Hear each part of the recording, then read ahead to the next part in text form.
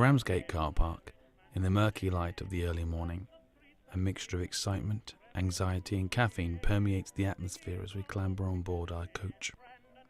Soon we'll be under the channel, and soon we will be in a corner of some foreign field, at the resting place of a generation, the Somme.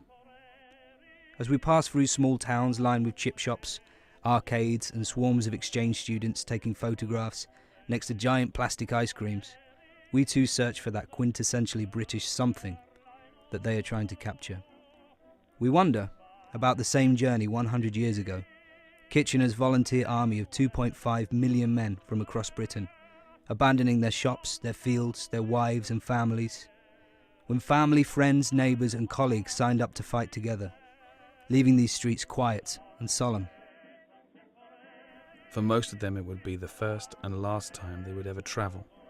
Whole streets forming divisions known as pals and chums, crammed into train carriages, no premonition of the horror that awaited them. Undoubtedly, amongst the nerves there was excitement, exchanged lockets holding sweethearts, banter and camaraderie. The clamour to the front may be a remnant of an empirical sense of heroism, of honour, was to encounter many modern obstacles. The Quintets Hill rail disaster, the largest in British history, being one example.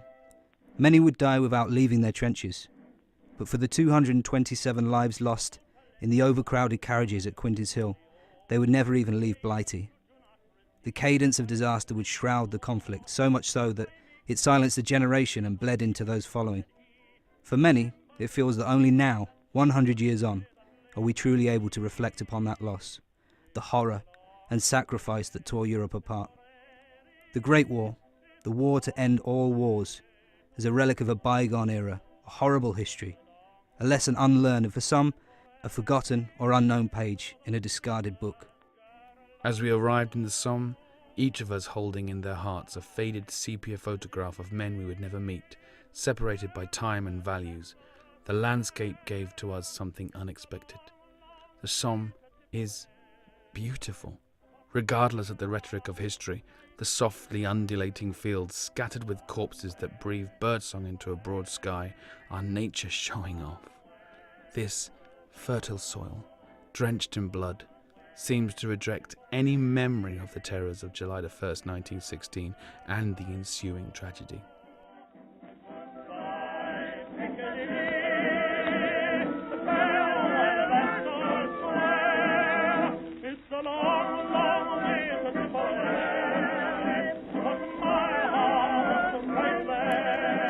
Bulldogz presents Hope and Glory, the Somme Centenary, written and presented by Benjamin Ansell and Merrick Wells, with thanks to Suzanne Brim, Gary Hillman and Nigel Farage. On a good day like today, the Somme is much like a natural paradise, strangely reminiscent of the English meadows at home. The sky at the moment a bit bruised, a bit grey, the odd spot of sunshine coming through. We're standing at the foot of the steps leading into Mansell Copse, where a small cemetery is hidden from the surrounding beauty. It's easy to pass by unnoticed, and it's here that our journey really begins. The realities of the war begin to sink into us like the occasional sunshine. At the entrance there's a monument, and it reads, "The Devonshires held this trench. The Devonshires hold it still." The Devonshire boys fought and were buried here knowing little more of the war than these few metres of earth. In their number was one of many stories of futility in the face of death, that of Captain Duncan Lennox Martin. Whilst on leave a week or so before the advance, he took a map of the area surrounding his trench, and using his artist abilities, he made a plasticine model of the battlefield. Yeah, the first thing that you notice in the Somme is the lay of the land. The gentle undulations of the fields provide beautiful scenery, yes, but they also provided the Germans with the advantage of the higher ground. Exactly. If we take a look just up along this ridge here, we can see the German positions. Of course, the German positions were deliberately placed on the higher ground. They had the defensive line. And as Captain Martin was looking at his model, He predicted that the opposing bank of this trench would be an ideal position for a machine gun nest. If that was so, as his men left the trench and made their way down the open field as we are doing now, they would be completely exposed to enemy fire. When he returned to the front line, he told his fellow officers, one of whom was Lieutenant William Noel Hodgson. He also shared the captain's concern, and they spoke to the general staff. Their concerns were met with reassurances that the artillery will not only clear the path of barbed wire and other obstacles, but it will obliterate any Jerry unfortunate enough to be residing there. In other words, they were totally doomed. They were powerless to change their fate, much like many others on the front line, which can be felt in the last stanza of Before Action, a poem that Lieutenant Hodgson wrote just days before the big push. I have it here. I, that on my familiar hill saw with uncomprehending eyes 100 of thy sunsets spill their fresh and sanguine sacrifice, ere the sun swings his noonday sword, must say goodbye to all of this. By all delights that I shall miss, help me to die, O Lord. So, Captain Martin's predictions came to pass, and at 7:30 a.m. on the 1st of July the whistle went, and it was time. A machine gun crew in the exact location that Captain Martin had predicted watched, probably surprised to see men walking slowly into an open ground and a hail of bullets. What went through the mind of 18-year-old Private John Milford of Clapham, or beside him 41-year-old Private James Carter as they were cut down? Then the next wave, and the next, emerging from the same place into a field littered with their own dead, their friends and their brothers. And at the end of that first day of the big push, the survivors went into no man's land to retrieve the fallen. 163, including 10 unnamed men and boys, were carried back to the trench and still lay where we stand. Now, looking at the topography of these beautiful rolling fields reveals a hidden history, buried secrets, the lost, but not the forgotten. And now we have a coachload of school children shuffling towards our guide. Yeah, our guide is clearly recognised. And here comes the rain we were promised, so I believe we'll beat a hasty retreat back to the coach. Come on.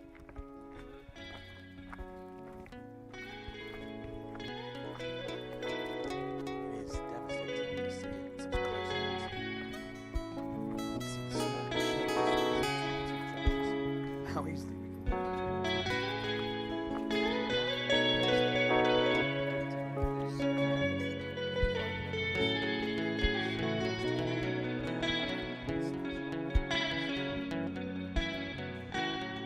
We rode up and down waves of field, a fine drizzle dragging across the windows. 2 landmarks dropped in and out of view as we moved over German peaks and into British troughs. The first is the Golden Madonna, atop the basilica in distant Albert. In January 1915 it was hit by artillery and hung precariously on its side. It was said that when the Madonna fell, the war would be over.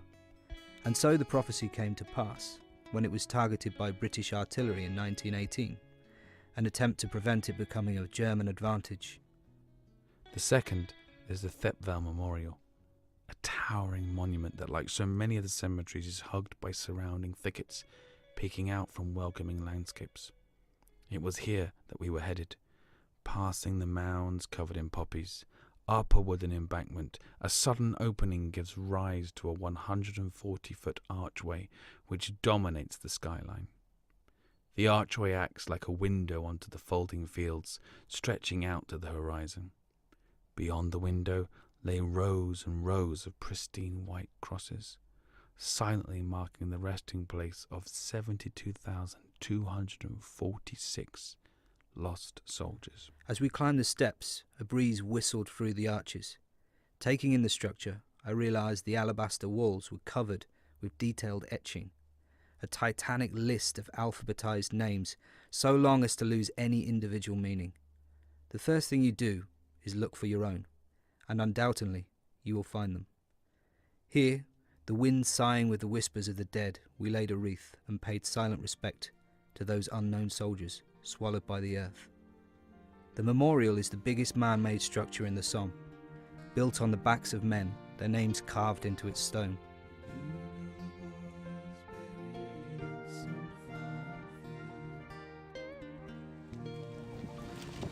They shall grow not old, as we that remain grow old. Age shall not weary them, nor the years condemn.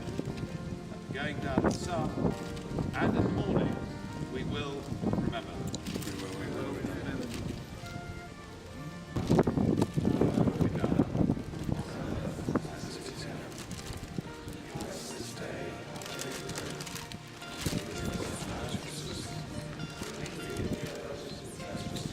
We gave our own personal dedication and memorial to the lost.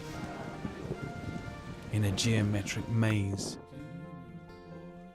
an arch of alabaster, porous with names, we spoke the Lord's Prayer and moved on to our next destination.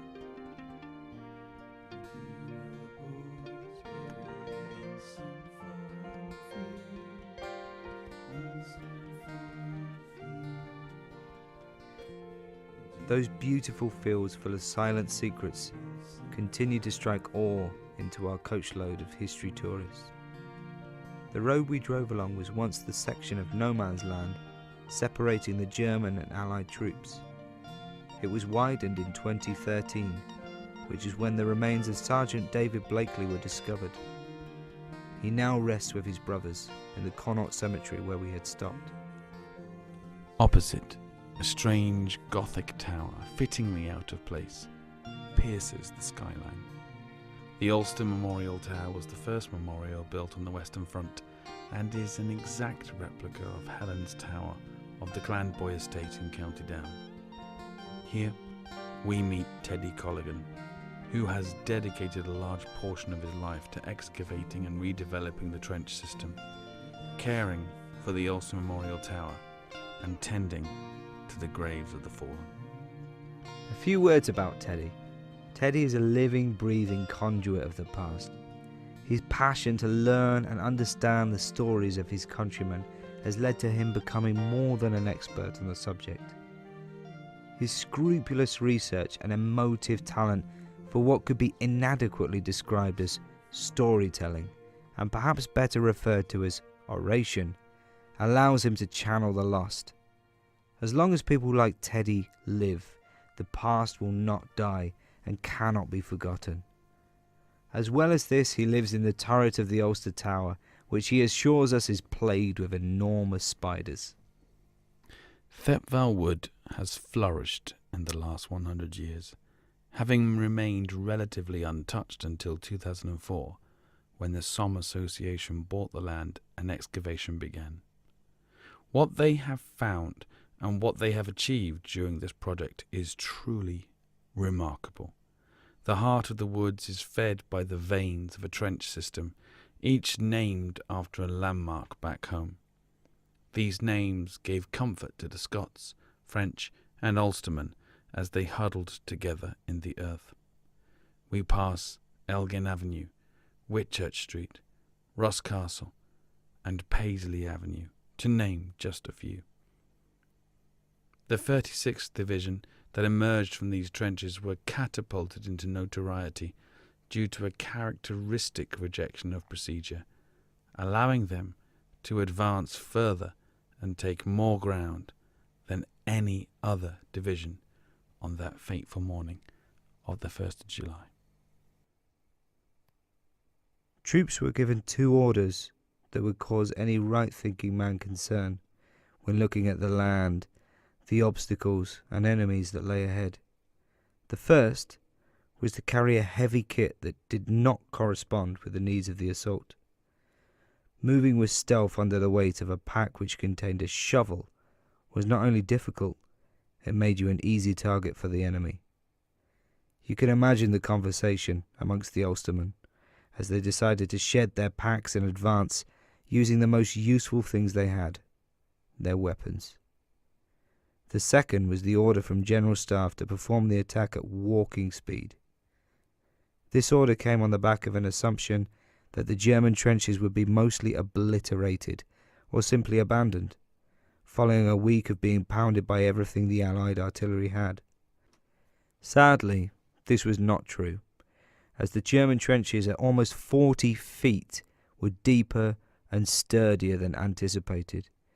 Again, the Ulstermen went with their gut instinct and chose not to walk to their deaths. Consequently, they were across no man's land and had taken a bite out of the German defences before the rest of the front line had even moved a metre. This success would be their undoing. As the rest of the British front line struggled to make ground, the 36th Division pushed forward, penetrating the German first line and almost making it to their second trench. As the surrounding Allied troops crept ever slowly forwards, the Ulstermen were left stranded behind enemy lines, exposed to attack from three sides, and with no hope of reinforcement. Later that day, they were forced to retreat and lose all the ground they had gained. By this time, the Germans were well positioned and very much prepared, and during this sad retreat, the majority of the day's casualties were inflicted. We moved deeper into the woods, under a canopy of rustling trees and whistling birds. Standing over a communication trench, Teddy explains some of the articles he has excavated from this site. Wash kits, personal effects, and, reaching into his pocket, he pulls out, of all things, a spoon. The spoon is marked WWR 19982 and has one rather large hole punched into it. This spoon belonged to John W. Hatfield, and the markings referred to the Duke of Wellington's regiment of West Riding, Yorkshire. Next to the rifle, the spoon is one of the most important items in a soldier's kit. So why was it abandoned here, and what explains the hole? Medical records reveal that Hatfield had been sent home after being shot in the leg. Teddy explains to us that soldiers would often keep their spoons in their puttees, the bandages wrapped around their knees for support. It is likely that a German bullet succeeded in targeting Hatfield's spoon, and therefore also his leg.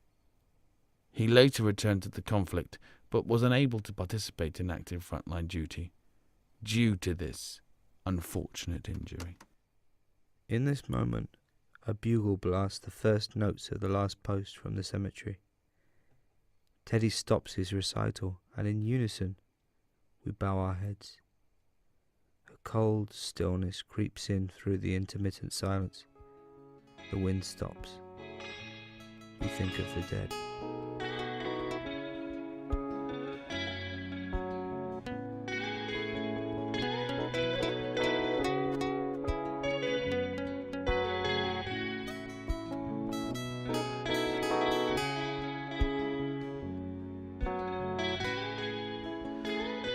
We are deposited by our coach in a cafe called the Tommy, and in a small beer garden flanked by concrete barriers and populated by the paraphernalia of a World War I battlefield. Nigel tells us, amidst gulps of red wine, that what we have seen so far is merely moderate success, and what he's going to take us to witness there on in is examples of the appalling disaster of July the 1st.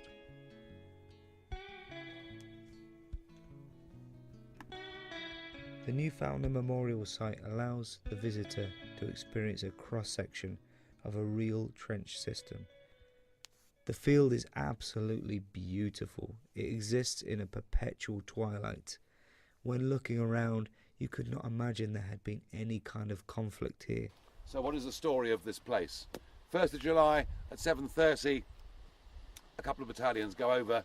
They don't get far. But a later attack in mid-morning is to come from the Newfoundland Regiment. There are about 800 men of the Newfoundland Regiment. They've lost a few lads at Gallipoli, but they are generally pretty big, strong boys from Newfoundland coming to help the old country. Their order to advance is given, but they see, what they see before them is a battlefield of dead and dying men, communication trenches stuffed with people. Their commanding officer fatally decides, well, let's just open and advance over open ground. The Germans have machine guns on the ridges behind. Can you see there's higher ground behind? Don't forget, we're talking about the First World War. The ability of a rifle or a machine gun is no better today than it was 100 years ago. The ammunition's slightly better, but the ability of it to fire, I mean, a machine gun has a range of 3,000 yards. It is at 1,000 yards utterly devastating. All right? And the Newfoundland Regiment fatally decide that they're going to walk across the top of the trenches, avoid the communication trenches, and then get through the pre-cut gaps in the British wire. The Germans know where these positions are. There was one particular gap in the wire here in which they found 66 dead Newfoundlanders, you know, crammed into a space about as wide as the three of you standing there. The Newfoundland Regiment, who went into battle here, and as I met one of their survivors when I was here in 1991, the Newfoundland Regiment suffered in the space of less than half an hour a casualty rate of 91%. They didn't injure or kill a single German. They didn't even see one. It was a complete catastrophe. Some men did get through the wire, and they got as far, you see the tree, the remnants of a tree there, the lone tree with the poppy wreaths around it. That was as far as they got. An utter disaster in every sense. And for the next 6 months, we made absolutely no progress here at all. A few months later, the British Army wakes up one morning and the Germans are gone. They've gone. They've gone. Completely gone. They've retreated to the Hindenburg Line. They've given up about 10 miles of ground, and they've gone back to the most incredibly defended fortification of its day. And I've been to the Hindenburg Line, and I went to a private wood owned by a farmer, and I saw a German machine gun position, and it's still there today in the Hindenburg Line, galvanized with zinc. There is not today a speck of rust on it. You know, the Germans don't muck about, you know, when they're doing something. They have this amazing defensive position. We literally can't scratch it. Where has your passion for this battlefield, this experience come from? Well, my grandfather was a First War veteran who was badly wounded back in 1915, so that sort of kicked it off. But what really got me going was coming here in the mid-1980s and seeing these places and thinking, my goodness me, these are just the most evocative, powerful places that I've ever seen. And that spurred in me an interest to read and to study. And you know what, 30 years on, it hasn't gone away. The subject's so vast, I sometimes think the more I learn, the less I know. It's just a huge subject. And now what it's come to, actually, is I want to try and impart my enthusiasm and what knowledge I've got to other people. And you know what? Generally, I find it works.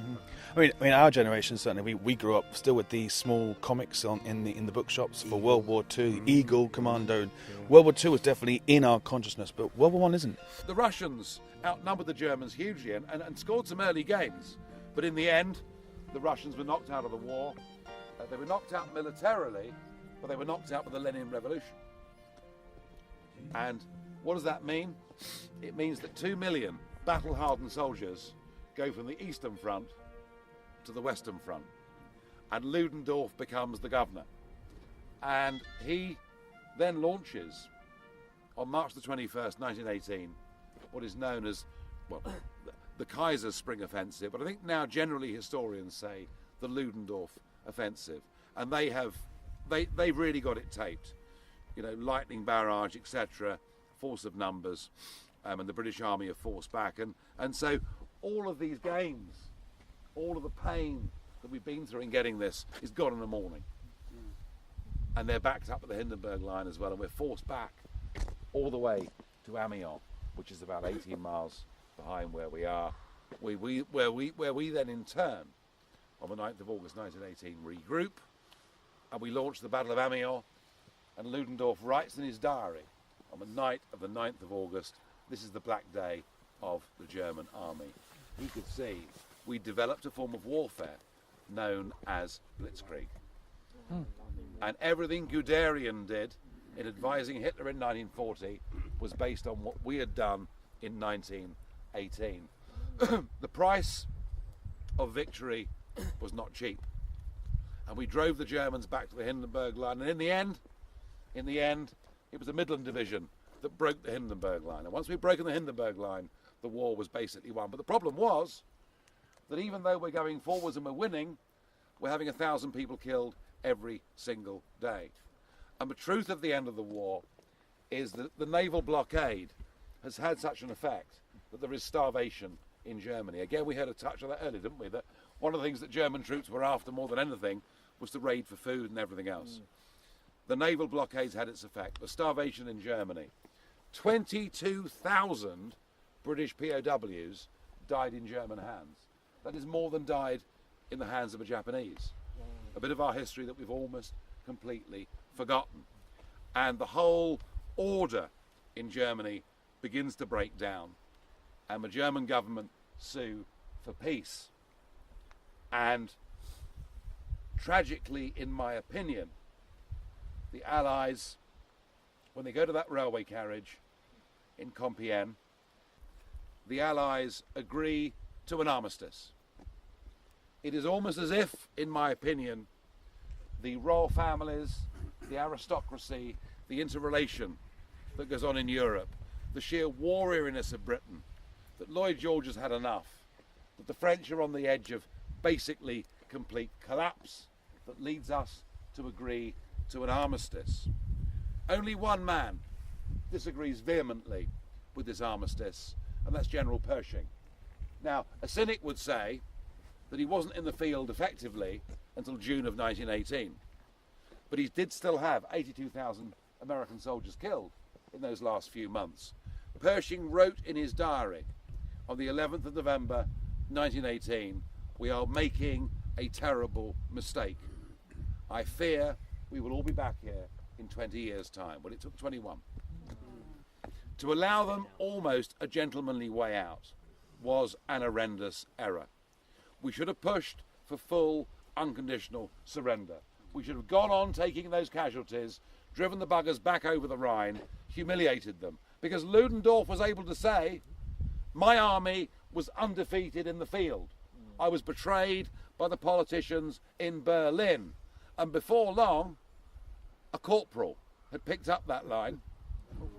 And in 1923, the National Socialist Party would have got nowhere had it not been for an ageing Ludendorff in his field marshal's uniform during the Munich Putsch, walking through those streets. Ludendorff gave Hitler the credibility that got National Socialism off the ground. I don't care what A.J.P. Taylor says or anybody else says to you about Versailles sowing the seeds of the next war. It is all wrong. The armistice was the greatest mistake of the 20th century. We had them on the run, we had the tactics, we had the weaponry. We should have made them surrender unconditionally. 100 years on from the conflict, why do you think it's still relevant to people today, especially younger people today? Well, this is the remarkable thing, that when I first started doing this, and I was here on the 75th anniversary on the Somme, 120 veterans on parade, and I met many of them. So the human link was still there. I thought when they all died off, when Harry Patch, our last survivor, went, that'd be the end of it, but it isn't. My own view is that we are increasingly seeking an identity. That young people want to belong to something, want to be part of something, want to be proud of something. They want us to win at the Olympics, at football, and everything. There is those who are critical of it would call it nationalism, and I would call it identity. And I don't think you can even begin to feel our identity without coming here to see where the Kitchener Volunteer Armies ordinary blokes with no military background who volunteered for the good of king and country. It's part of the whole experience.